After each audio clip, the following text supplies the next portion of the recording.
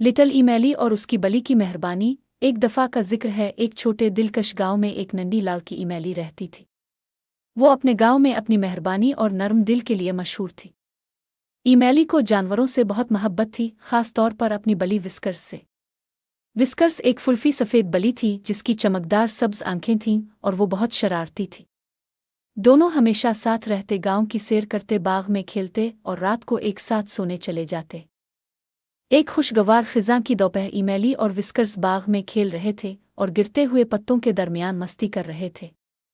इमैली एक छोटी गेंद फेंकती और विस्कर्स इस पर झपटता, जिससे इमैली खुशी से हंस पड़ती। वो दोनों इतने मगन थे कि उन्हें ये महसूस बहुत छोटा था, इसके बाल झड़े हुए थे और उसकी आंखों में खौफ था।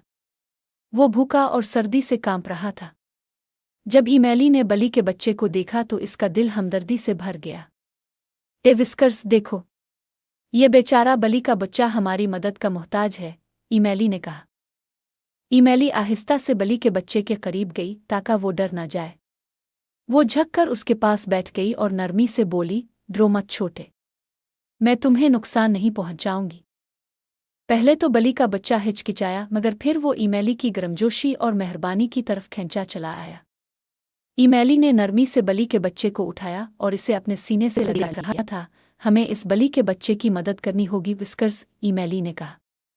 यह बहुत भूखा और सर्दी से टिटरता हुआ लग रहा है। विस्कर्स ने मियाऊं किया, गोया वो कह रहा हो, मैं समझता हूँ। इमैली बली के बच्चे को अपने आरामदेह घर ले गई, जहाँ इसने एक गर्म बिस्तर और दूध का प्याला तैयार किया। बली का बच्चा, जो अब महफूज और मोहब्बत के एहसास में था, जल्द ही अपने नए माहौल में रीछ बस गया। अगले चंद दिनों में इमैली ने अपने वक्त का ज्यादा हिस्सा बली के बच्चे की देखभाल में गुजारा। वो इसे खाना खिलाती, नहलाती और इसे सारी तवज्जो और मोहब्बत देती जो वो चाहता था।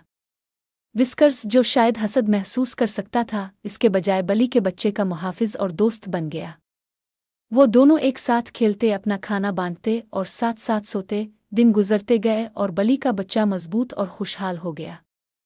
जल्द ही गांव वालों ने, इमैली के खानदान ने इस नए इजाफे को नोट किया, साथ कितनी मेहरबानी का मुजाहरा किया, और वो ये सोचने लगे कि वो खुद अपनी जिंदगियों में कैसे मेहरबान हो सकते हैं। एक दिन इमैली की माँ ने इसे बिठाकर कहा, इमैली, मुझे तुम पर बहुत फख्र है।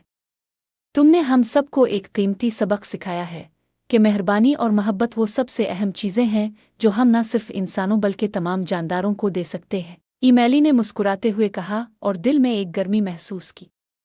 इसने विस्कर्स और अब सेहतमंद बली के बच्चे को देखा जो एक साथ खेल रहे थे, और जान गई कि इसकी माँ ठीक कह रही थी। मेहरबानी दिखाकर इसने न सिर्फ एक जान बचाई बल्कि दुनिया को थोड़ा सा बेहतर भी बना दिया। इस दिन के बाद इमैली जहाँ भी जाती मेहरबानी फैलाते, और जब भी वो किसी को ज़रूरत में देखती तो उसे वो सबक याद आता जो उसने इस छोटे बली के बच्चे की मदद से सीखा।